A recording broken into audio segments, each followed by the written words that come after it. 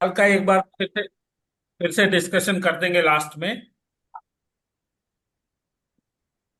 आज basically design part जो है इसको ले लेते हैं एटलीस्ट आज।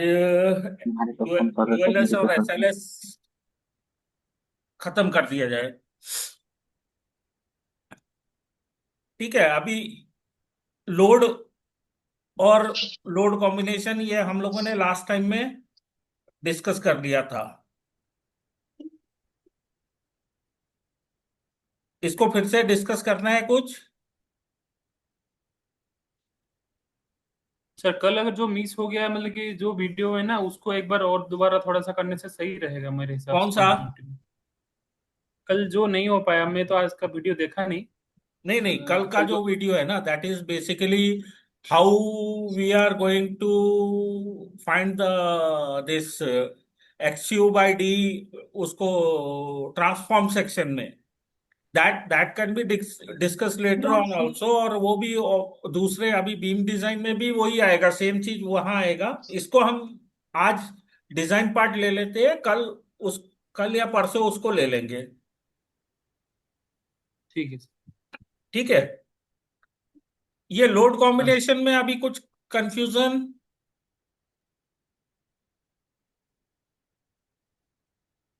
जो हमारे लोड्स आए थे जो हमने स्टैट से एक्सट्रैक्ट करके दिखाए थे।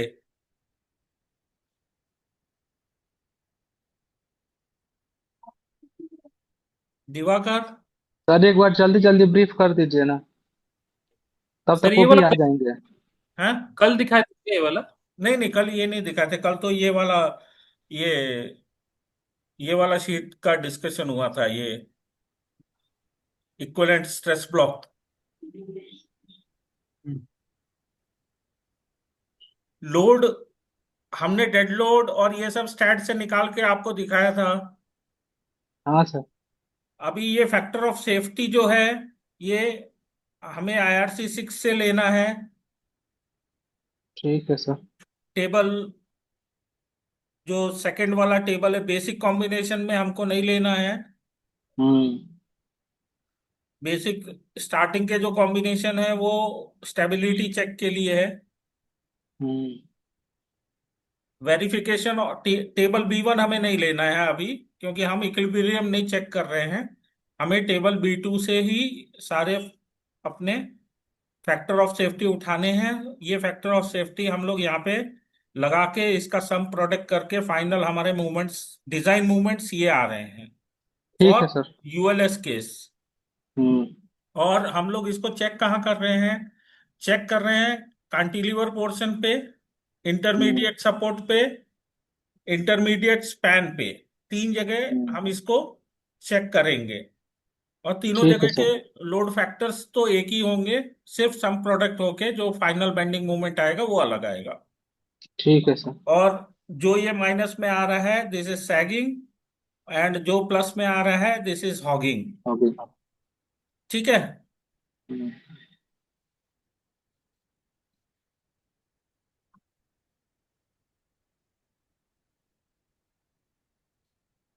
अब हम यहाँ पे डिजाइन पार्ट पे आ जाते हैं। ये बेसिकली SLS के लोड कॉम्बिनेशन है। SLS में लोड कॉम्बिनेशन लगभग सब वन ही रहता है, सिर्फ शियर फोर्स में लाइव लोड का कॉम्बिनेशन जीरो हो जाता है।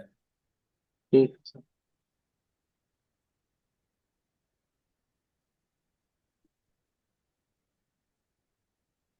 और ग्रेड ऑफ कंक्रीट हमारा M40 है।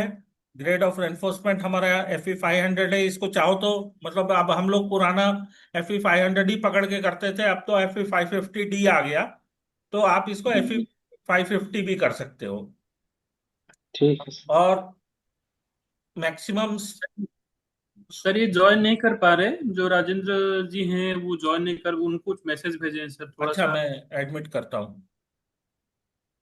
ठीक है।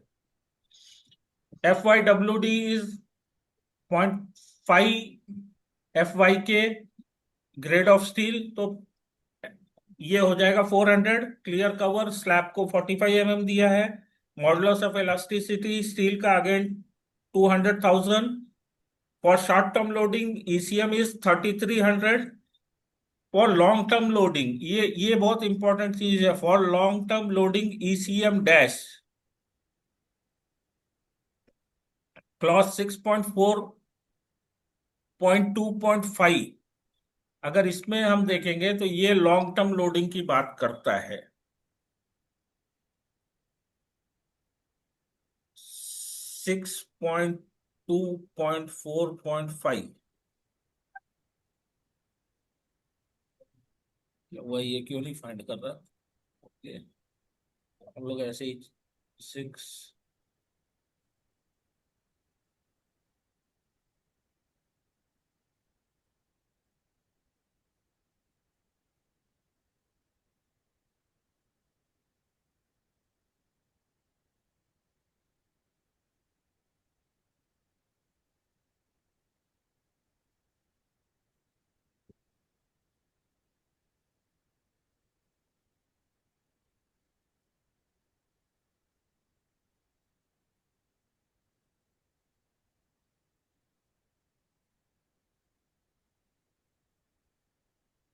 अपना क्लॉज क्या है? 6.4.2.5, ये है इसका फोर्थ।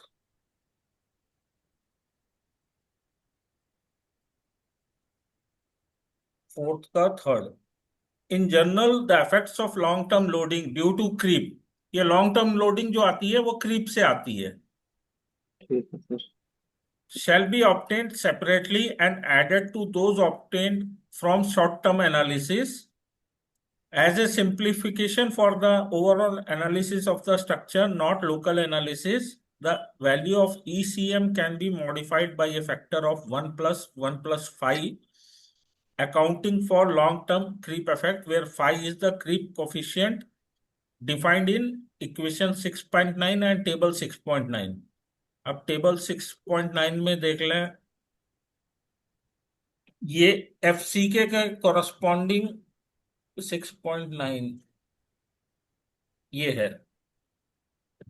फाइनल क्रीप कोफिशिएंट अगर 365 पे देखें तो हम लोगों ने जो 2.2 एज्यूम किया है, ये नोटेशनल साइज पे डिपेंड करता है। नोटेशनल साइज 50, 150, 650, और ह्यूमिडिटी, रिलेटिव ह्यूमिडिटी अगर 50 तक है तो ये लेना है, और 50 से ज्यादा है तो हमको ये लेना है। ये दो चीज पे डिपेंड करता है मेनली, एक तो एजिंग पे। क्रीप फैक्टर जो है वो एज पे डिपेंड करता है। Notional size that is 2 times the area divided by the perimeter. और तीसरा हमारा एटमॉस्फेरिक कंडीशन क्या है, इस पे ये क्रीप डिपेंड करता है। तो अगर हम अपना age of loading for bridge deck 28 days पकड़ लें और नोटेशनल साइज 600 पकड़ लें, तो ये 2.2 जो हम लोगों ने वहां क्रीप पकड़ रखा है ना, वो यहां से आया है। ठीक है सर। इसको मैनुअली कैलकुलेट करके ये 2.2 वैल्यू यहाँ क्रीप फैक्टर डाली गई है। और नॉर्मली लॉन्ग टर्म लोडिंग जो है वो हम लोग शॉर्ट टर्म लोडिंग को 2 से डिवाइड करके ले लेते हैं। मतलब 1 डिवाइडेड बाई 1 प्लस 5 होना तो ये 3 से चाहिए, लेकिन इसको हम लोग 1 डिवाइडेड बाई 1 प्लस 1 हाफ करके वो कर देते हैं। अब मीन टेंसाइल स्ट्रेंथ, ये टेबल 6.5 में डिफाइन कर रखा है। एफ सी टी एम हमको क्या लेना है, ये टेबल अगर 6.5 ऑफ IRC 112 देखेंगे,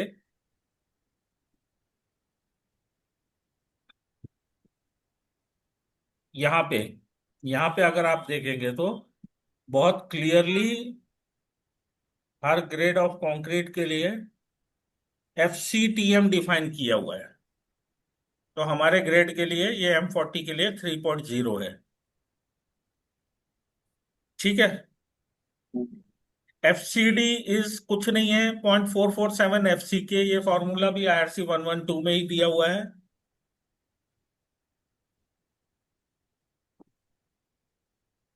ठीक है। ये भी दिखा देते हैं आपको।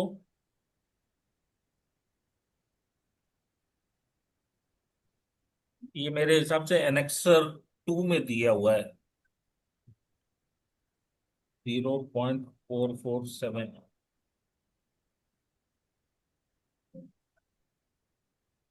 नहीं फाइंड कर रहा है, 1 मिनट।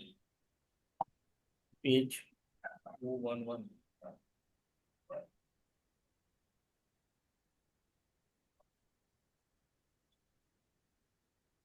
Annexure A2।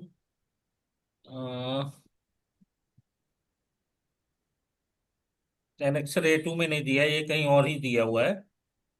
लेकिन ये होता 0.447 FC के है, या आप IS 456 भी देख लोगे तो वहां भी ये दिया हुआ है। और ये 2.2 आ गया हमारा।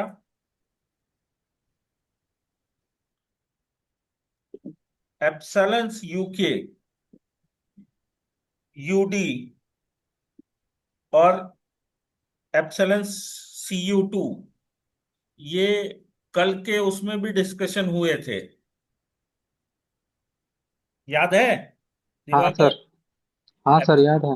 एप्सलन्स UK, एप्सलन्स UD, और ये यहाँ पे हम्म। हमने मटेरियल प्रॉपर्टीज में एप्सलन्स UK, एप्सलन्स UD।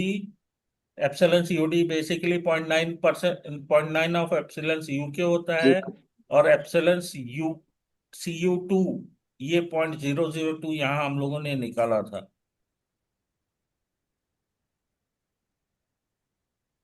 ठीक है, उस ठीक है हिसाब सर। से हम लोगों का HU/D मैक्स जो आ रहा है वो 0.464 आ रहा है। बेसिकली ये जो 4 टर्म्स है, ये वही ट्रांसफॉर्म सेक्शन का, कंक्रीट में ट्रांसफॉर्मेशन के बाद हमारा इक्वेट करने के बाद ये निकाला जाता है। ठीक है। ठीक है सर। और इसमें SLS रेयर में हमारा जो ये FCK है ये 0.48 रहेगा। और SLS क्वाजी में FCK हमारा 0.36 हो जाएगा। परमिसिबल स्ट्रेस इन कंक्रीट, ठीक है सर। ये कोड में ही दिया हुआ है, इसमें कोई वो रॉकेट साइंस नहीं है। और permissible tensile stress in steel 0.8 FY normal case के लिए है। लेकिन जब हम रेयर कॉम्बिनेशन में काम कर रहे हैं तो ये इसको रेड्यूस करके कोड ने 300 कर दिया है, कि अगर आप 300 रखोगे तो आपको टॉर्जन चेक नहीं करना है। तो टॉर्जन अवॉइड करने के लिए हम लोगों ने इसको रेयर में 300 रख दिया है। और ठीक। परमिसिबल क्रैक विथ WK, ये SLS क्वाजी में चेक की जाती है। और ये भी डिपेंड करती है आपके atmospheric condition, relative humidity, near to sea, action of water current, ये वेरी करती है। 0.2 to 0.3, ये मतलब good, moderate, severe, very severe, extreme, ये 3 4 कंडीशन कोड में डाली हुई है। तो हमने अभी 0.3 रखी है, वैसे 0.2 से 0.3 रहती है। ठीक है। क्रैक विड्थ आपको देखना है?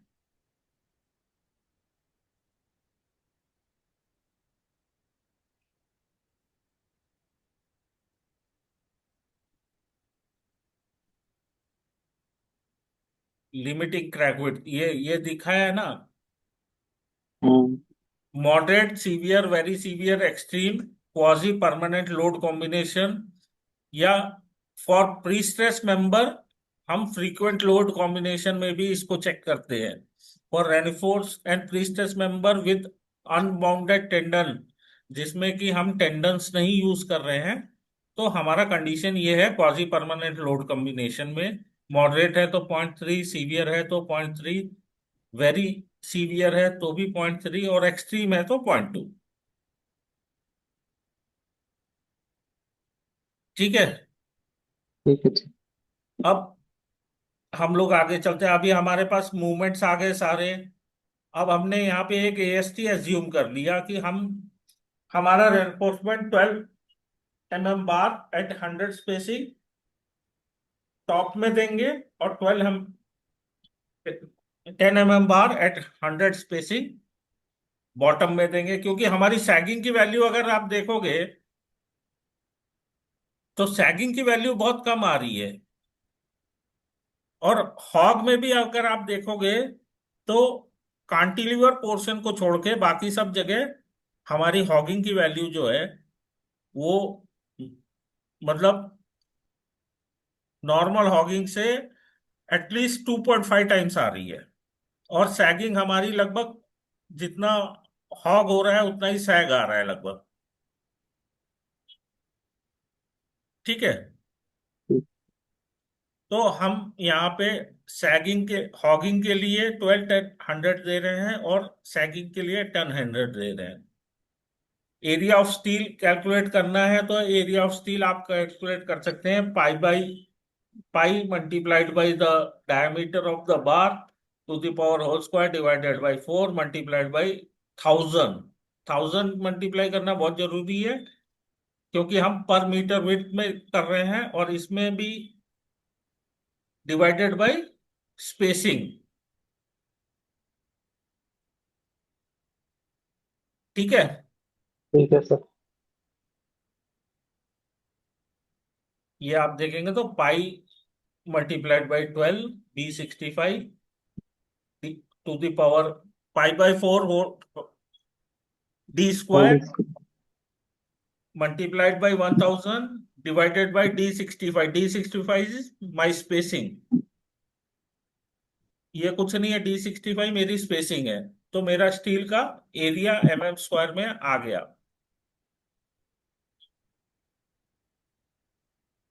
और सेम ऐसे ही रेनफोर्समेंट हमने बॉटम में भी प्रोवाइड कर दिया। अब हमें कुछ नहीं करना, हमारे पास एमईडी ये जो है ये ऊपर से आ रहा है, जो हमने यहाँ पे पहले सम प्रोडक्ट करके निकाला था 4.10।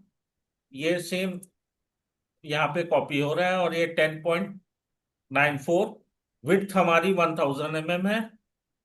डेप्थ हमारे गटर की at the top plate face 240 mm है। और at the girder face web ये 500 है, 540 है।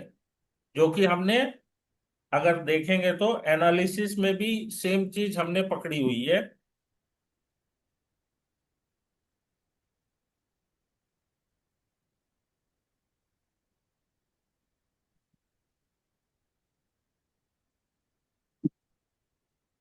यहाँ पे एनालिसिस में अगर आप देखो तो thickness of the deck cantilever portion 240, haunch portion 490, और thickness of deck support girder 540 हमने दी हुई है, ऑलरेडी ली हुई है।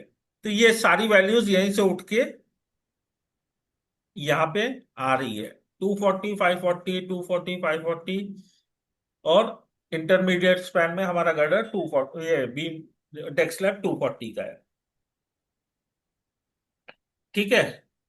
ठीक। अब ये जो स्मॉलर डी आता है ये बेसिकली कुछ नहीं है, this is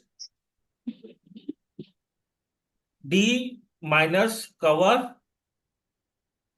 minus bar diameter divided by 2। Two. This is my smaller D. तो आप देखेंगे तो ये वही हो रहा है। ये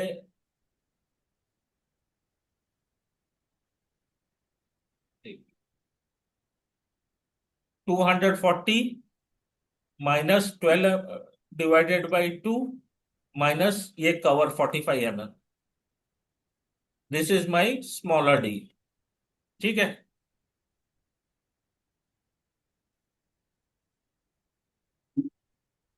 एएसटी हमने ऑलरेडी प्रोवाइड कर रखा है ऊपर यहाँ पे 1131। ठीक है। जो कि हम यहाँ लेके आ जा रहे हैं 1130.97 बेसिकली। एक्सयू हम निकाल रहे हैं, एक्सयू हमारा आता है इससे स्मॉलर डी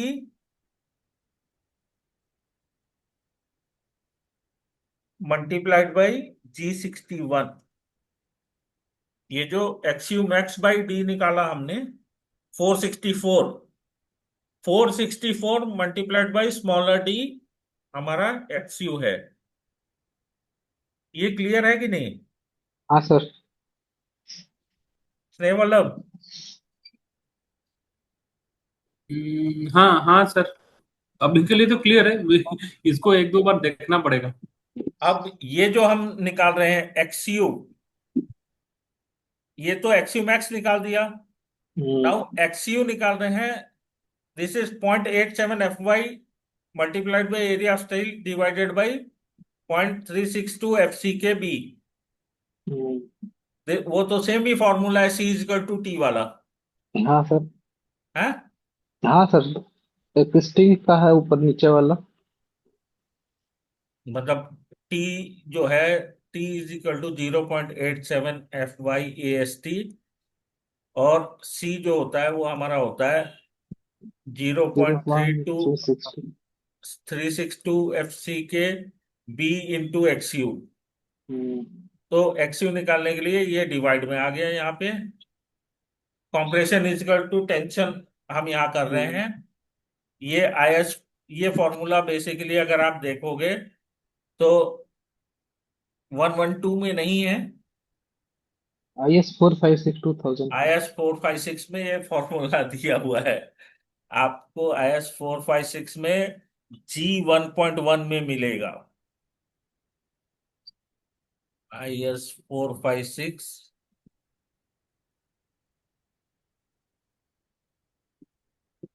लास्ट में होगा सर।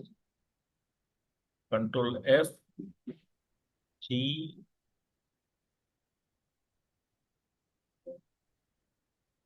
एकदम लास्ट में ही है शायद वो तो।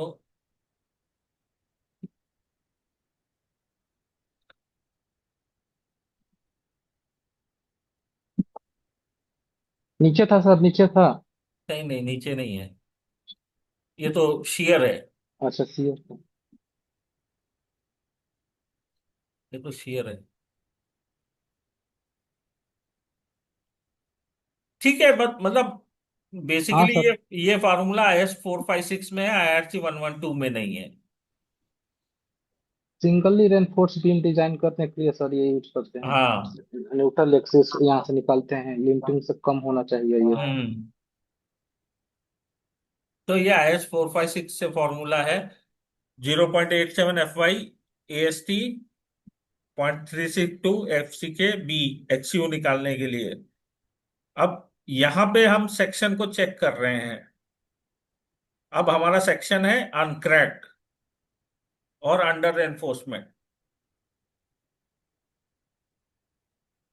अनकरेक्ट कैसे पता चलेगा सर? अनक्रैक्ड तो आगे चल के पता चलेगा, अंडर एनफोर्स है यहाँ। ठीक है सर। अगर मेरी डेप्थ ऑफ न्यूट्रल एक्सिस जो है, मान लो मेरी लिंटिंग से एक्सयू कम। मैक्स ये है हम्म। और मेरा एक्सयू यहां कहीं आ रहा है, तो मेरा सेक्शन जो है दैट इज अंडर एनफोर्स्ड। हम्म। ठीक है। ठीक है। अब मेरा सेक्शन है अंडर एनफोर्समेंट। अब इसका AST हमें कैलकुलेट करना है। AST जो बिकॉज ऑफ मूवमेंट आएगा, हम्म। वो कुछ नहीं है, that is movement divided by 0.87 FY AST T bracket D minus zero zero point point four one four six one XU और एक्सयू हमने यहाँ निकाल ही लिया है। हमारा एक्सयू आ हम्म। गया है 33। इसको हम्म। यूज करते हुए इसी फॉर्मूले में हम, मूवमेंट हमारा ये है, हम्म। AST हमारा ये है, हम्म। FY आपको पता ही है, FE 500 है। हम्म। तो D माइनस 0.416 फोर। एक्सयू करके आपने AST कैलकुलेटेड निकाल लिया। And my AST calculated shall always be less than AST provided, क्योंकि इस मूवमेंट को रजिस्ट करने के लिए मिनिमम इतना रेनफोर्समेंट तो होना ही चाहिए। हम्म, ये कैलकुलेशन से आ रहा है। ठीक है सर। तो मैं हमने लगभग इसका डबल रेनफोर्समेंट दे रखा है, तो ये ओके हो गया। AST calculated should be less than AST provided. Now hmm, code एक और चीज कहता है कि आप एएसटी मिनिमम भी कैलकुलेट कीजिए। AST minimum equation 16.1 of IRC 112 के, अगर आप 16.1 इक्वेशन देखेंगे तो उसने बहुत क्लियरली कहा है कि आपको एएसटी मिनिमम भी निकालना है। ये है AS minimum, that is equal to 0.26 FCTM divided by FY के multiplied by BD. BT and depth, but not less than 0.0013 B and D. ठीक। विड्थ और डेप्थ से 0.0013% लेस नहीं होना चाहिए। और इस मतलब ये जो है, अगर 0.0013 से लेस आ गया तो हमको 0.0013 पकड़ना पड़ेगा। लेकिन आप हमारी शीट में देखोगे ना, तो हो सकता है ये पॉइंट वन, चलो अभी ये 0.13 से ही कैलकुलेट किया हुआ है। 0.13 divided by 100 multiplied by 1000 into H78 depth. Hmm, तो ये मिनिमम कैलकुलेशन है। इससे कम रेनफोर्समेंट तो हम किसी हाल में नहीं दे सकते। और इससे ज्यादा तो हमारा एएसटी कैलकुलेटेड आ रहा है। अब एएसटी हम्म, कैलकुलेटेड से ज्यादा रेनफोर्समेंट हमने प्रोवाइड कर दिया, मतलब चल तो ठीक है। हमारा सेक्शन ओके है। ठीक। और सेम यही प्रोसीजर हम इंटरमीडिएट सपोर्ट और इंटरमीडिएट स्पैन के लिए भी कर रहे हैं। ठीक है सर। अब आते हैं calculation of distribution reinforcement. Calculation of distribution reinforcement मेरा आईआरसी 112 क्लॉज 16.6.1.1 कहता है कि डिस्ट्रीब्यूशन रेनफोर्समेंट जो होना चाहिए वो minimum 20% of the main reinforcement होना चाहिए।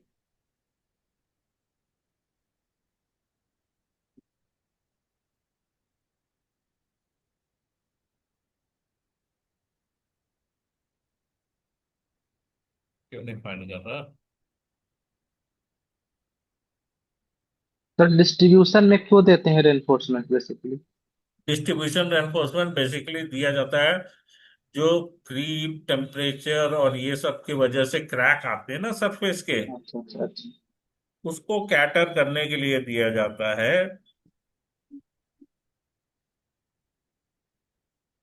Secondary transverse reinforcement should be provided in one-way slab. This should be at least 20% of the main reinforcement. ठीक है। ठीक है सर।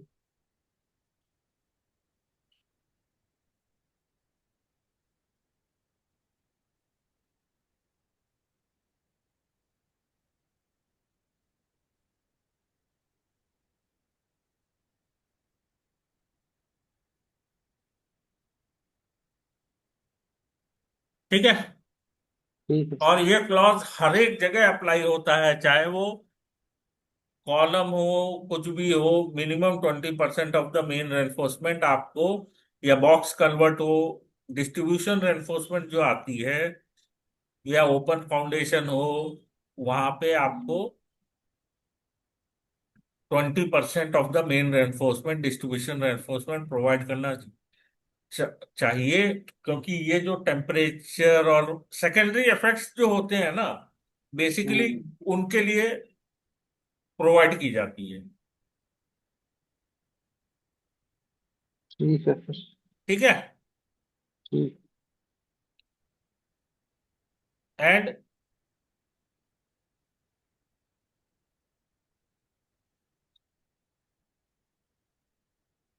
दूसरा एक आता है transverse reinforcement, secondary transverse reinforcement. अभी लॉन्गिट्यूडनल डायरेक्शन में टॉप फेस बॉटम फेस में तो हम लोगों ने दे दिया, लेकिन एक सेकेंडरी ट्रांसवर्स रेनफोर्समेंट आप कभी देखे होंगे, जो डेक पे जहां बीम आती है वहां नॉर्मल रेनफोर्समेंट को छोड़ के और एलबी डेवलपमेंट लेंथ तक एक्स्ट्रा रेनफोर्समेंट भी प्रोवाइड की जाती है। ऊपर तक। मतलब अगर ड्राइंग में देखें तो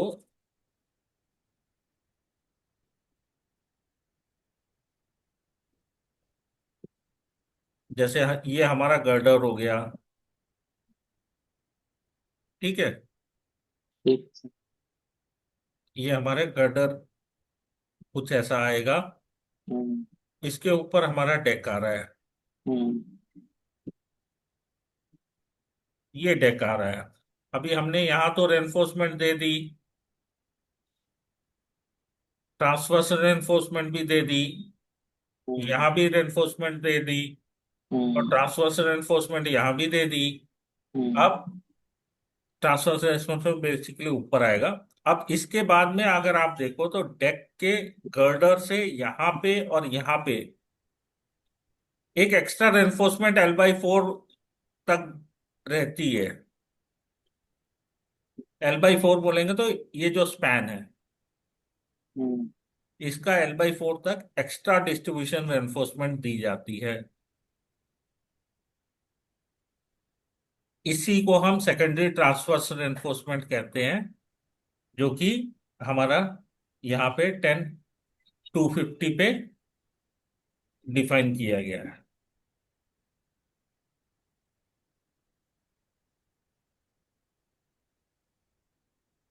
ठीक है स्नेहल। ठीक है सर। अब स्ट्रेस चेक पे चलते हैं, SLS स्ट्रेस चेक। ये बहुत कंफ्यूजिंग चीज है, ये हम यस लोगों ने सर, खैर। यस सर, ठीक। है हाँ हाँ सर, थोड़ा समझ में आया। बेसिकली ये जो फॉर्मूले है ना, EC इक्विवेलेंट, ये EC इक्विवेलेंट आपको IRC 112 में भी नहीं मिलेगा। ये बेसिकली पहले कुछ पेपर में पब्लिश हुए थे, और ये आप बुक्स जो हैं, फॉरेन ऑथर्स के जो बुक्स है ना, हम्म। उसमें ये फॉर्मूलेस दिए हुए थे। बाद में IRC 105 ने इसको एलोबरेट किया। ये आपको IRC 105, जो कमेंट्री ऑफ IRC 112 है, उसके पेज 141 पे मिलेगा।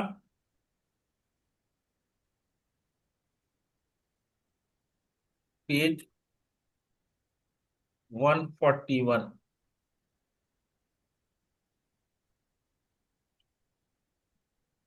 ये बेसिकली पहले पेपर्स में पब्लिश हुए थे ये फॉर्मूलेस।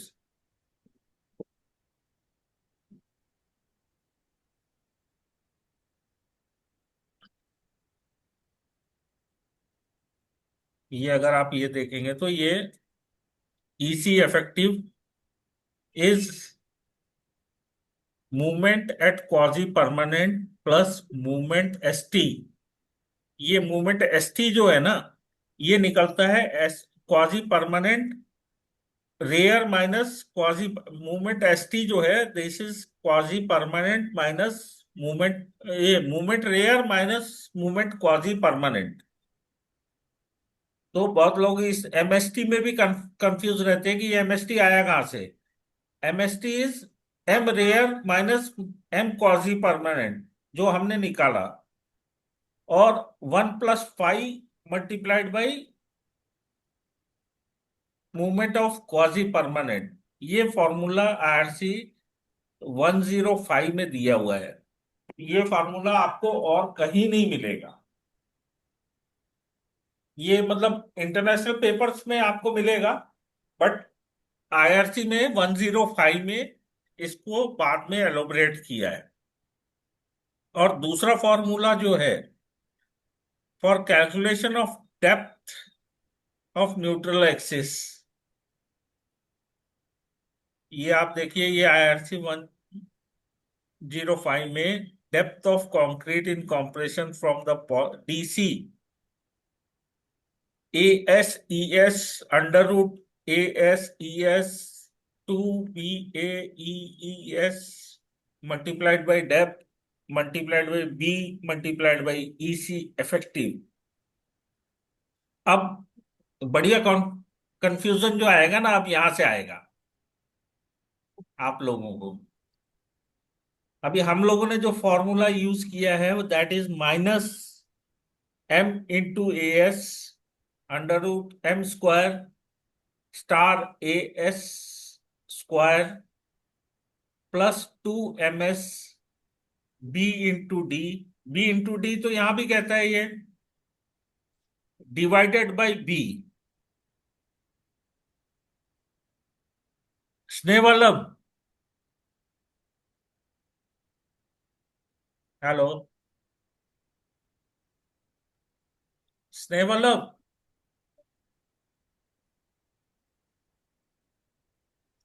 दिवाकर, हाँ सर। हाँ सर। सर ये सुने, ये जो थोड़ा सा मेरा फॉर्मूला ये हमने यूज प्रॉब्लम किया हो है रहा है। हाँ सर। ये फॉर्मूला हमने जो यूज किया है वो सही है कि नहीं है? हाँ सर, लगभग तो है। है?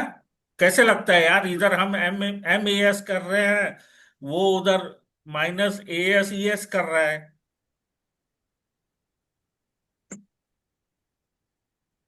आप ये वाला फॉर्मूला देखो ना, depth of neutral axis is minus A S E S plus under root A S E S. हम यहाँ क्या कर रहे हैं, M A S square 2m B D divided by B. वो तो बोलता है divided by B into E C effective होना चाहिए।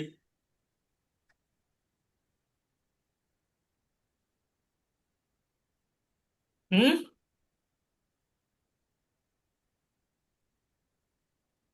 हाँ शायद सर। है? आर्थिक साहब बताइए।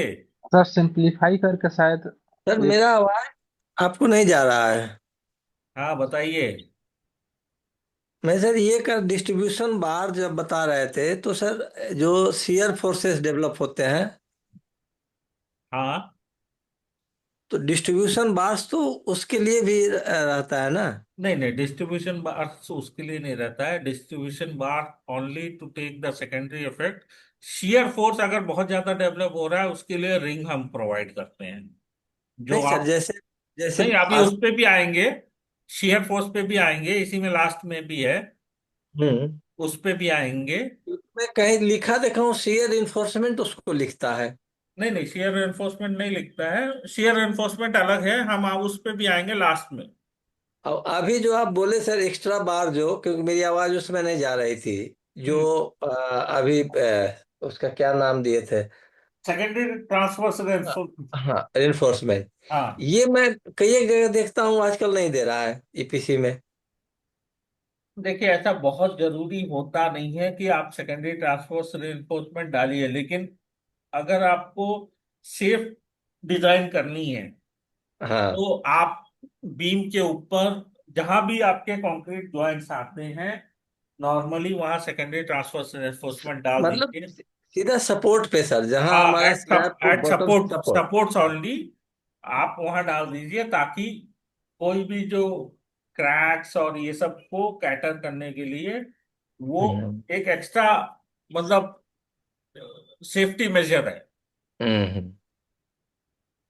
अभी बताओ क्योंकि स्नेह आजकल वाला वो भी है, बिल, बिल्डिंग वाले में सर जो है ना, दिखता है। वाल्स वाल्स पे देते थे, लेकिन हाँ, आजकल मैं ईपीसी में देख रहा हूँ स्लैब में दे ही नहीं रहे नहीं हैं। रहे हैं वो सही बात है, लेकिन देना चाहिए। उससे कोई मैं। बहुत बड़ा फर्क नहीं पड़ता है, आप 8 mm का भी बार लगा दो तो भी वो हम्म। सेटिस्फाई हो जाता है। हम्म। और उससे एक एक्स्ट्रा सेफ्टी हो जाती है जॉइंट्स पे। हाँ, जॉइंट्स पे एक्चुअली शियर फोर्स वहाँ चेंज करता है ना सर, बेंडिंग हाँ। मोमेंट पे शियर अभी फोर्स बताओ जो बन स्नेह जाता है। वल्लभ, ये फॉर्मूला सही है कि नहीं हमने जो यूज किया है? सर ये बताइए सर, ये फार्मूला वहाँ और यहाँ में अलग अलग लिखा हुआ है। वही तो। मुझे लग रहा है कि थोड़ा सिंप्लीफाई सिंप्लीफाई करके कुछ किया है सर, जैसे कि वो नीचे वाला डीसी वाला फॉर्मूला वो लगा है ना, ए सी वाला प्लस रूट ये- ओवर, हमने कुछ नहीं वही किया ए है। की जगह वो। ये जो एम है ना, वो एस वाला वो एम ये है। जो है इधर हमने यहाँ पे कैलकुलेट किया हुआ है ई एस बाई ये ई सब कौन है आई इफेक्टिव? हाँ, ई अब आ सी गया सर। इक्विवेलेंट। हाँ सर, समझ गया। तब इसीलिए वहाँ इसी आपका आया नहीं है, ई सीधा एस सीधा बी आया। Divided by E C equivalent को हमने अलग से मॉड्यूलर रेशियो में बना रखा है, हाँ जिसको हमने इस फॉर्मूले में यहाँ डाल दिया है। अगर आप इसमें देखोगे तो यहाँ पे नीचे ई सी इफेक्टिव दिखा रहे हैं ना। हाँ हाँ, ये वही अब वहाँ। हमने E S divided by E C effective को एम कर दिया है यहाँ, हम्म, तो ये भी एम हो गया। हाँ, यहाँ पे ई एस था, ये ई सी इफेक्टिव है, ये ई सी इफेक्टिव कट जाएगा। ऐसे करके हमने इस फॉर्मूले को थोड़ा मॉडिफाई कर लिया। सिंप्लीफाई कर दिया है, और आई एन ने transform B D cube by three, ये भी IRC 1.5 से ही आया है। अगर आप देखेंगे आई आई सर 115 है 105? 105। 105, क्योंकि पहले आप 105 बोले थे, हाँ, कंफ्यूजन हुआ। 10, तो ये देखिए ये भी वही कह रहा है कि B D cube divided by three plus ये सेम इस, ये सारे फॉर्मूले को हम लोगों ने ट्रांसफॉर्म करके, या क्योंकि हमने यहाँ पे एक अलग से एम निकाल दिया है। हम्म, और कॉम्प्रेसिव स्ट्रेंथ ऑफ कंक्रीट, ये तो आपको मालूम ही है कि ये होता है sigma C is equal to M divided by I multiplied by Y. Moment, ये भाई। हाँ सर। सिग्मा सी जो होता है that is equal to M divided by I और मल्टीप्लाइड बाई वाई, वो सेम हमने यहाँ पे यूज किया हुआ है। और tensile steel, tensile stress in steel is, हमने इसको वही M rare multiplied by D minus D C divided by I N ए, और मॉड्यूलर रेशियो जो हमारा है उससे कैलकुलेट किया हुआ है। ये तो मतलब इसका फॉर्मूला एक है जो अभी पूरा तो मेरे को नहीं याद है, that is M upon I into M upon Y upon sigma C into E S divided by कुछ ऐसा पूरा फॉर्मूला है, जो हम्म, हमें मतलब बेसिक जब हम लोग अपना स्ट्रेंथ ऑफ मटेरियल पढ़ते हैं तो वहाँ हम्म, पढ़ाया जाता है। हम्म, तो वही सेम फॉर्मूला यहाँ पे है, बट हमारा ये जो लास्ट वाला टर्म है इसको हमने ओमिट करके सिग्मा सी कैलकुलेट करने के लिए movement divided by I multiplied by Y, Y hmm. इधर वाई हमारा डेप्थ ऑफ न्यूट्रल एक्सिस है, और I is my transformed area जो हम यहाँ कैलकुलेट कर रहे हैं, आई एन ए ट्रांसफॉर्म्ड। ठीक है ठीक है सर। स्नेवलम। हाँ सर। अभी हम लोगों ने एक तो एम कैलकुलेट किया हुआ है जो कि हमने रेयर कॉम्बिनेशन के लिए बनाया है, जिससे कि हमारी ये सारी कहानी चल रही है। और एक हमने एम कैलकुलेट किया हुआ है E S by E C M dash modular ratio for quasi quasi combination. हम रेयर और क्वाजी में मॉड्यूलर रेशियो कभी भी सेम नहीं रखेंगे, क्योंकि यहाँ पे मॉडुलस ऑफ इलास्टिसिटी इफेक्टिव आता है, और यहाँ पे क्वाजी जब हम क्रैक विड्थ चेक कर रहे हैं यहाँ पे लॉन्ग टर्म लोडिंग आती है।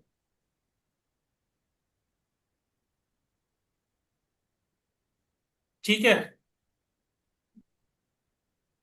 जब हम क्वाजी परमानेंट लोड चेक करेंगे ईएस तो हमारा सेम रहेगा, ईएस में कोई चेंज नहीं आएगा, लेकिन कंक्रीट का जो रेशियो है ECM modulus of elasticity of concrete for short term and long term load, ये यहाँ चेंज हो जाता है, क्योंकि हम यहाँ पे क्रैक विड्थ जो है वो परमानेंट लोडिंग के लिए, लॉन्ग टर्म लोडिंग के लिए चेक करते हैं।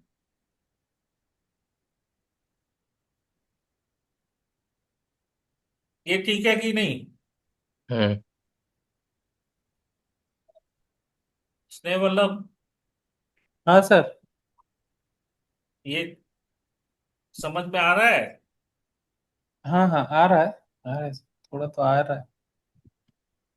ये आप कोड थोड़ा। में भी पढ़ेंगे तो modular of ratio EC by ACM dash दिया हुआ है फॉर सर आज लॉन्ग। 2 घंटा में IRC 112 का सब फार्मूला जितना बता है आज मैं पढ़ा। हाँ हाँ, चलिए बढ़िया है। फार्मूला खोजने में ही बहुत बहुत टाइम लगता दिक्कत है।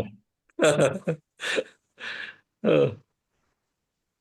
लेकिन ऐसे सुनने से जर आइडिया हो जा रहा है ना कि कहाँ क्या फार्मूला है, तो खोज हाँ, पहले तो अब छोड़ के भाग हमारा जाते थे। रेयर और क्वाजी कॉम्बिनेशन में हमारे बेंडिंग मोमेंट ये है। हम्म।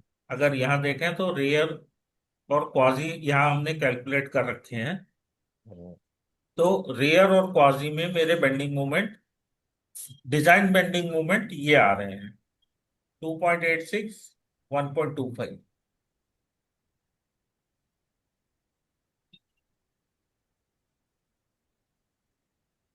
Q31 कहाँ चला गया? ये रहा। ठीक है, bending moment for rare and bending moment for quasi permanent. ठीक है, क्वाजी के लिए भी हम सेम, जैसे हमने वहां पे कैंटिलीवर, गर्डर फेस और इंटरमीडिएट सपोर्ट पे निकाला, और गर्डर वेब फेस पे, सब हम सेम एज टू एज वहां से ही हमें कॉपी करना है। एएसटी प्रोवाइडेड, यहाँ पे सिर्फ एक ही चेंज आने वाला है कि यहाँ पे मॉड्यूलर रेशियो नहीं था कहीं। ऐसे यूएलएस में हमारा कहीं भी मॉड्यूलर रेशियो पिक्चर में नहीं था। ना, नहीं आया है। लेकिन जब हम क्वाजी परमानेंट और रेयर चेक कर रहे हैं, मेरा मॉडुलस रेशियो पिक्चर में आएगा, और दोनों के लिए ही अलग अलग होगा। ये आप देखेंगे, ये जो 11.19 आ रहा है, ये हम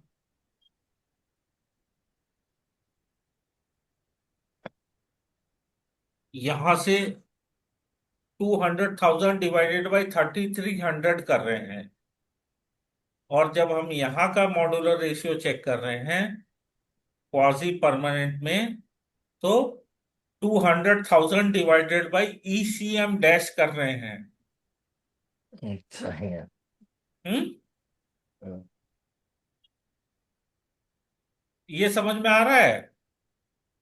पहले में हम ईएस डिवाइडेड बाई ईसीएम कर रहे हैं, और दूसरे में हम ईएस डिवाइडेड बाई ईसीएम कर रहे हैं लॉन्ग टर्म लोडिंग, क्योंकि क्वाजी परमानेंट में हमारी क्रैक विड्थ चेक होनी है।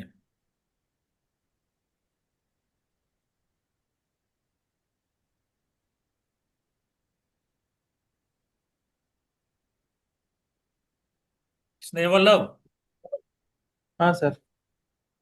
ये समझ में आ रहा है? है ना है। हम्म। अभी तो समझ में आ रहा है, बट जब करने के लिए जब जाते हैं ना तभी बहुत सारे डाउट आते हैं। नहीं, वो तो तब आएगा ही। तब उलझते हैं। तो वो यही तो मैं कह आएगा रहा ही। था। Basically this modular. क्योंकि मैं जो पहला वाला जो एक्सेल किया है ना, उसको मैं एक्सेल में बनाया, वो तो इतना सिंपल लग रहा है, बट जब करने जाओ तो एक प्लस छूट जाएगा, माइनस छूट जाएगा, वो पता ही नहीं चलता है फिर इतना कैलकुलेशन में। नहीं, फिर इसीलिए तो ढूंढना। मैं आपको एक्सेल नहीं दे रहा हूँ ना, आपको एक्सेल बोल रहा हूँ, आप खुद बनाओ, तभी आपको समझ में आएगा कि गलती कहाँ हो रही है। हाँ हाँ, बट ये चीज को थोड़ा तो हम कोशिश करेंगे अब है। ये जो है एम, एम यहां से निकाल रहे हैं हम, और इसी इक्विवेलेंट ये फॉर्मूले को यूज करते हुए ये एम जो है ना 11.9 रेयर कॉम्बिनेशन वाला, यहां से निकाल रहे हैं, ये सारे को यूज करते हुए। ठीक है, हमने यहाँ इसको एक ही फॉर्मूले में डाल दिया, इसलिए ये मतलब आपको बहुत बड़ा दिख रहा होगा।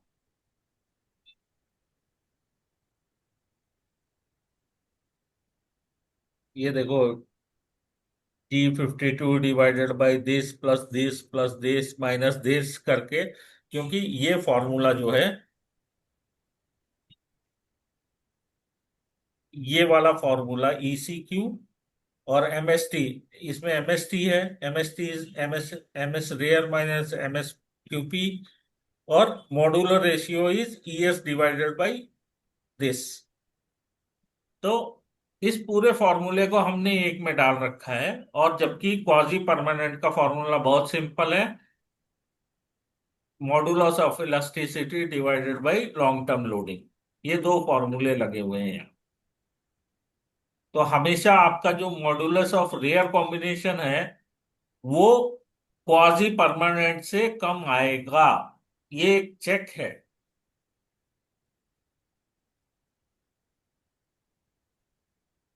अगर आपने बाई चांस फॉर्मूले में कभी गलती कर दी और आपका रेयर कॉम्बिनेशन क्वाजी परमानेंट से ज्यादा आ रहा है, तो उसको एक बार फिर से चेक कर लो, क्योंकि रेयर कॉम्बिनेशन कभी भी क्वाजी परमानेंट कॉम्बिनेशन से ज्यादा नहीं आएगा मॉड्यूलर रेशियो में।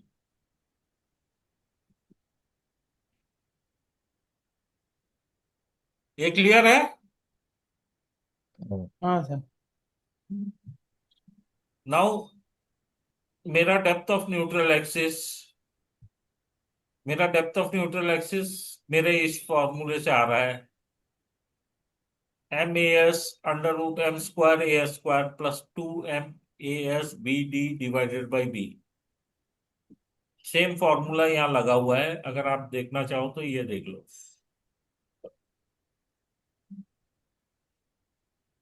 Modular ratio, area of steel D, और विथ 1 है तो उसको तो कोई कंसिडरेशन नहीं है।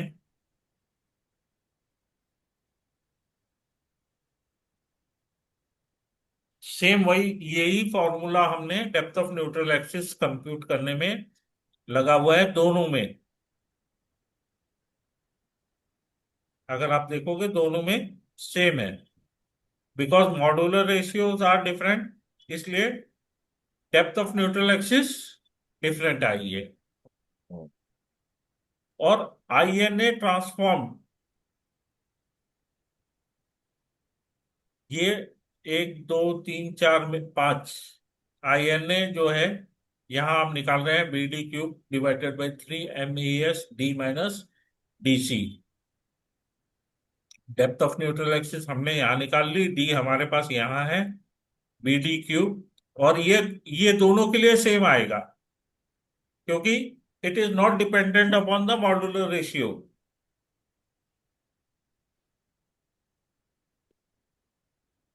0.7। ये समझ में आ रहा है हाँ सर। कि सेक्शन INA मेरा दोनों, जबकि मेरा डेप्थ ऑफ न्यूट्रल एक्सिस दोनों में अलग आ रहा है, ये लेकिन मेरा सेक्शन पे INA जो है वो दोनों में सेम ही आएगा लगभग। उसके बाद हम कॉम्प्रेसिव स्ट्रेस फाइंड करेंगे बिकॉज ऑफ दिस मूवमेंट। इस मूवमेंट की वजह से मेरा कॉम्प्रेसिव स्ट्रेस क्या आ रहा है, that is sigma CM divided by I into Y. Y is my depth of neutral axis. हम्म,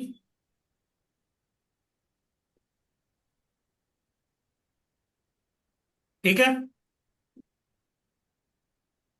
ये क्लियर है? हाँ सर। अगर आप देखो तो कुछ नहीं कर रहे हम, E119 ये है, उसको इंटू 10⁻, क्योंकि ये टन में है, उसको 10⁻7 डिवाइडेड बाई J, क्योंकि ये MM में है, और आई एन ए ये भी mm में है, multiplied by depth of neutral axis और डिवाइडेड बाई K119। तो ये हमारे पास कॉम्प्रेसिव स्ट्रेस आ गया। अब हमारे पास आईआरसी ने ऑलरेडी जो 0.48 और 0.36 यहाँ जो हम लोगों ने स्टार्टिंग में डिस्कस किया था कि मेरा maximum permissible stress under this conditions is this. SLS rare में मेरा ये है, और एसएलएस क्वाजी में मेरा 14, मतलब एसएलएस रेयर में मेरा 19.2 है, और एसएलएस क्वाजी में मेरा 14.4 है। इससे ज्यादा होना नहीं चाहिए। अगर इससे ज्यादा हुआ तो मेरा सेक्शन, जो अभी क्रैक और अनक्रैक की बात चल रही थी ना, ये। सर आईएनए की वैल्यू कैसे आई है एक बार थोड़ा बता दें। हम्म। आईएनए की वैल्यू। आईएनए की वैल्यू यहाँ पे ये जो फॉर्मूला दिया हुआ है ना, आईएनए ठीक है सर ठीक है। BD cube BD divided by Q by 3 12। Plus हाँ एम ठीक है। Into S D minus DC depth of ठीक है न्यूट्रल ठीक है एक्सिस। सर। ये सेक्शन पर डिपेंड करे, ठीक है सर।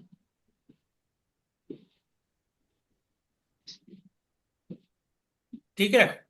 हाँ सर। अब मेरा कॉम्प्रेसिव स्ट्रेस आ गया 5.71, और मेरा मैक्सिमम परमिसिबल स्ट्रेस है कंक्रीट में 19.2, और क्वाजी परमानेंट में है 14.4। So this shows that my section is अनक्रैक्ड।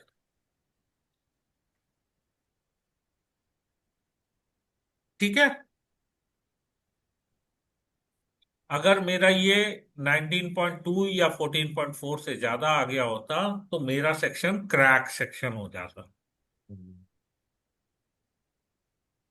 5.71 less than, हाँ सर, ठीक सर। ठीक है। हम्म। और दूसरी चीज, मेरा टेंसाइल स्ट्रेस स्टील में, जो टेंसाइल स्ट्रेस हम स्टील में निकाल रहे हैं, मूवमेंट डिवाइडेड बाय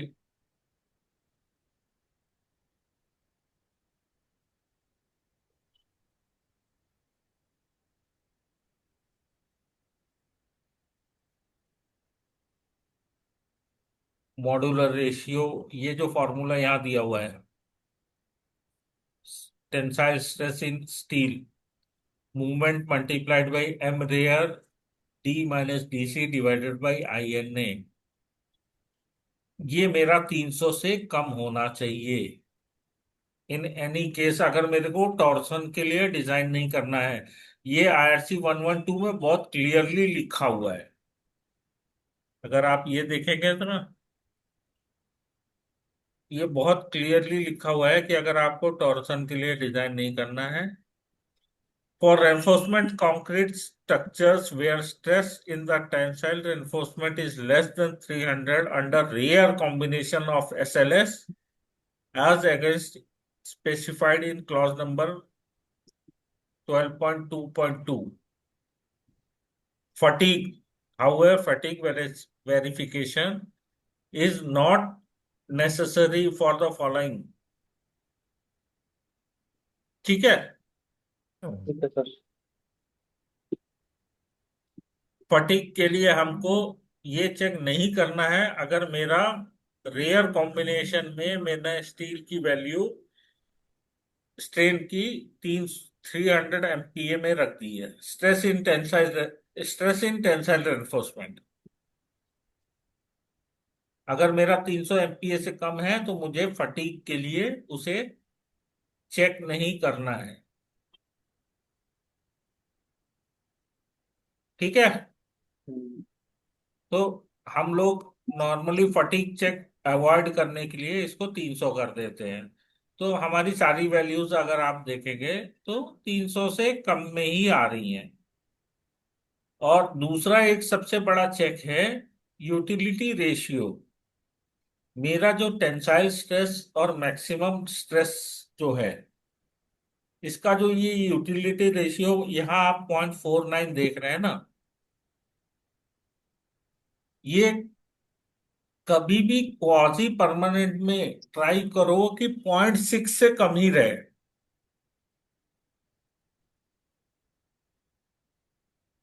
ये यूटिलिटी रेशियो कुछ नहीं है, मेरा टेंसाइल स्ट्रेस इन स्टील और मैक्सिमम स्ट्रेस परमिसिबल स्ट्रेस, इसका डिवीजन है। आप इसको अगर 0.6 से या 0.7 से ज्यादा कर दोगे तो आपका क्रैक विड्थ हमेशा फेल होगा। और इसको हम 0.6, और अगर यही यूटिलिटी रेशियो हम एसएलएस की बात करें तो इसमें हम ये यूटिलिटी रेशियो 0.8 रखते हैं कि 0.8 रखने पे हमारा कोई भी सेक्शन, मान लो कंस्ट्रक्शन, उसमें कुछ कंक्रीट में प्रॉब्लम आ गई कंप्रेसिव स्ट्रेंथ में, या स्टील थोड़ा बहुत इधर उधर हो गया, तो उसको कैटर करने के लिए हम यूटिलिटी रेशियो हमेशा कम रखते हैं। अगर आप इसको ज्यादा बढ़ा दोगे तो आपका हो सकता है क्रैक विड्थ में सेक्शन फेल हो जाए। ये यूटिलिटी रेशियो बहुत एक इम्पॉर्टेंट चीज है, मतलब हमेशा चेक करते रहना चाहिए। यहाँ पे हमने इसको हटा दिया है, अगर आप ये देखेंगे, क्योंकि इसमें फिर डेल्टा एफडी और ये सब आ जाता है। यहाँ पे भी आप देखो, हमारा यूटिलिटी रेशियो जो है, मूवमेंट एमईडी डिजाइन मूवमेंट और रजिस्टिंग मूवमेंट, उसमें 0.56 आ रहा है यूएलएस में। तो यूएलएस में आप इसको मैक्सिमम 0.8 तक रिस्ट्रिक्ट करने की कोशिश करो, नहीं तो आपके सेक्शन में प्रॉब्लम आएगी। वैसे हम लोगों ने भी 0.9 तक दिया हुआ है, कभी कभी करना पड़ता है।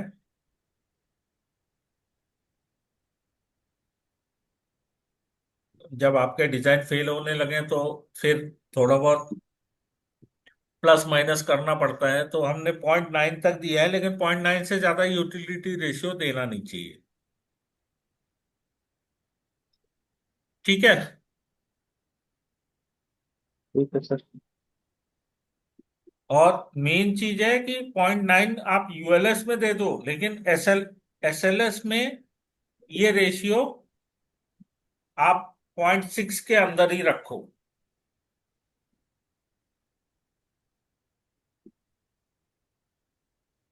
अब आता है हमारा SLS crack with check with permanent load combination. Girder top में हमारा फ्लैंज विथ ये है, और ये डेप्थ जो है ये ऊपर से ही चली आ रही है। अकॉर्डिंगली कवर और रेनफोर्समेंट प्रोविजन के हिसाब से ये डेप्थ चली आ रही है। यहाँ पे एक नया फॉर्मूला आता है, ACT is the area of concrete within tensile zone. The tensile zone is the part of the section which is calculated to be in the tension just before the formation of crack. मतलब concrete में crack आने के पहले जो tensile stress रहेंगे उसमें area of steel, उसको ये डिनोट करता है, and this is basically BH/2। तो कुछ नहीं है, ये बी और ये एच हमारा 240 है, दोनों को मल्टीप्लाई करके डिवाइडेड बाई 2 कर दिया गया है, तो ये वैल्यू आ गई है। और यहाँ पे ये वैल्यू ज्यादा आ रही है क्योंकि यहाँ हमारी डेप्थ एच ज्यादा है। 540 है। ठीक है। हम्म अगेन मेरा sigma S is the absolute value of minimum stress permitted in reinforcement immediately after formation of the crack. This may be taken as the yield strain of the reinforcement FYK। ये code में लिखा हुआ है। ठीक है।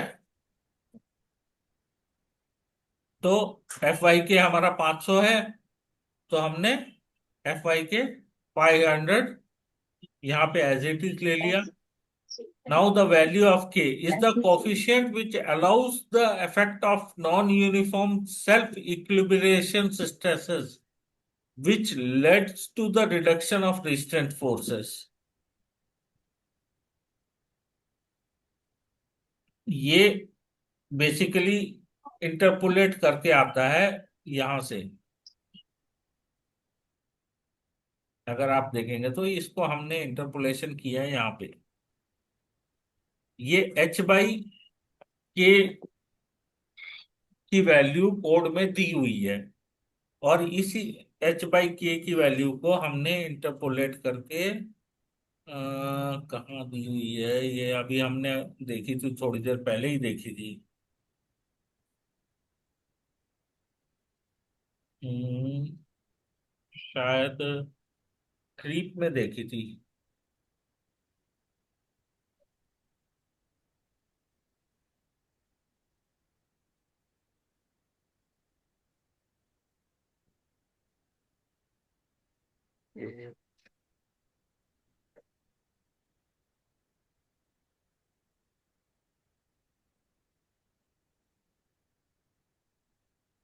ये है table 6.7 values for h और k।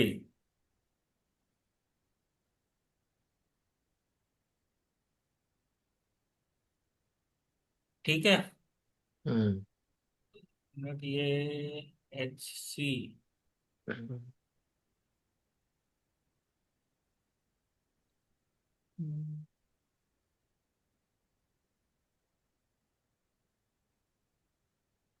h/k की वैल्यू जो है, एक minute, is the coefficient which allows the effect of non uniform self equilibrium stresses with resistant forces.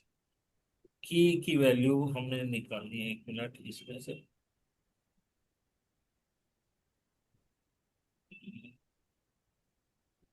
Coefficient test.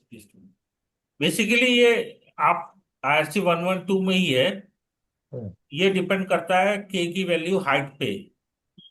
अभी इसमें हम चेक करने जाएंगे तो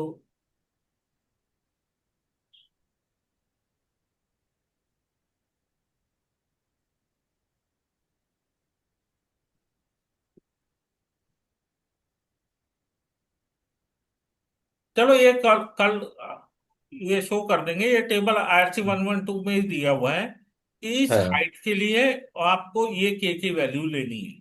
तो ये हम्म के की वैल्यू वहां से आ रही है, और केसी 6.6 की वैल्यू ये most important is the coefficient which take account of the stress distribution within the section just prior to the cracking and change of the lever arm. Kc is equal to 0.04 for bending members. ये IRC 112 में ही दिया हुआ है कि केसी आपको जो bending members हैं उनके लिए 0.04 लेना है। तो इसकी वैल्यू जो है वो सब जगह सेम ही है, आप देखो। और यहाँ पे अब आते हैं, हम AST मिनिमम डिस्कस करते हैं। एज पर क्लॉज 12.3.3 इक्वेशन 12.1, यहाँ पे एएस मिनिमम का फॉर्मूला चेंज हो गया है।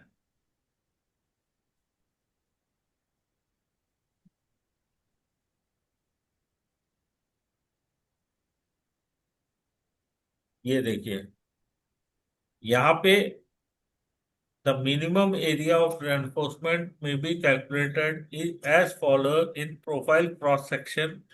Like T-beam and box, the minimum reinforcement should be the individual parts of the section.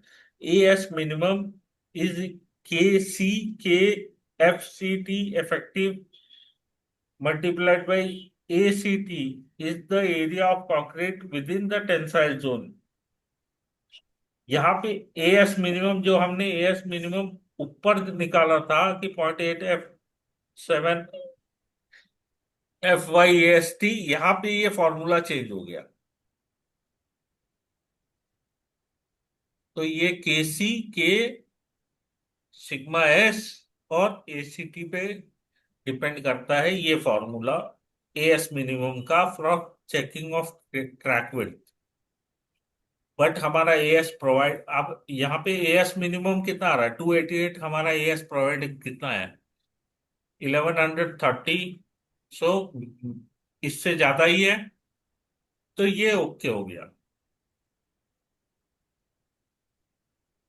अब हम max check for maximum spacing of bar, IRC 112 एक और वो कहता है कि maximum spacing of bar should be restricted, और उसके लिए वो, जैसे अभी हमने बार डायमीटर 12 किया, कवर 45 किया, तो ये कैलकुलेशन जो है ना, वो बार डायमीटर और इस पे डिपेंड करती है, 5 times the bar diameter plus the cover divided by 2। मेरी बार स्पेसिंग इससे ज्यादा नहीं होनी चाहिए, जबकि हमने प्रोवाइड, मतलब उसके हिसाब से तो 255 आ रही है, लेकिन हमने प्रोवाइड की 100। हम्म।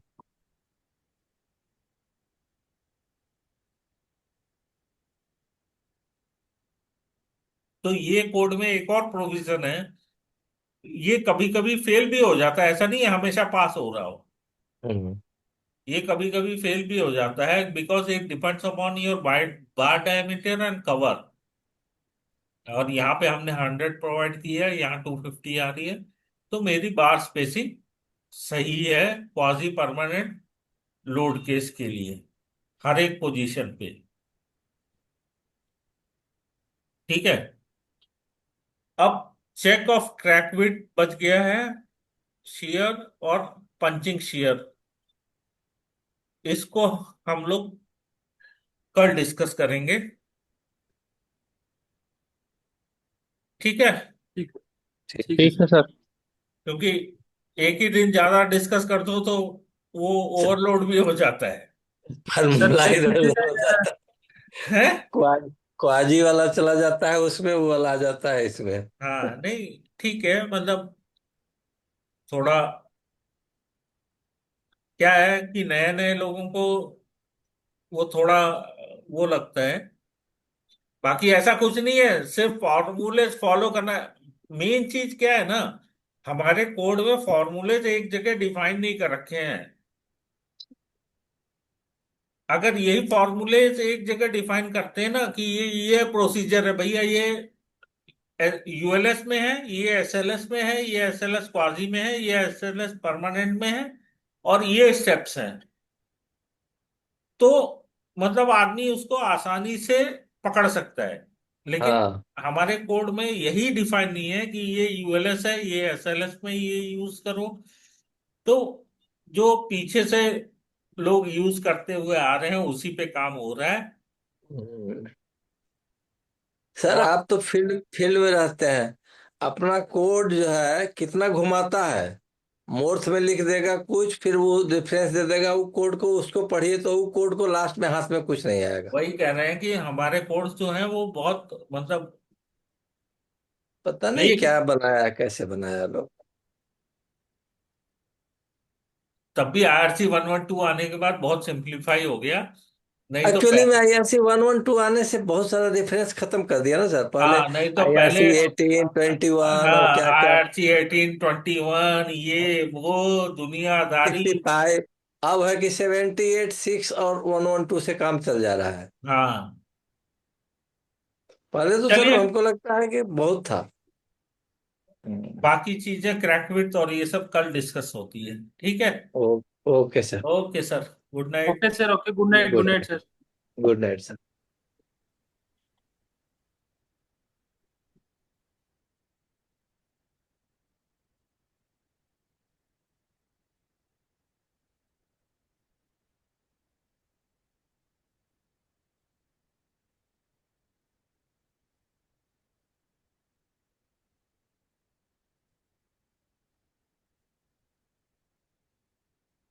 बंद नहीं हो रहा है।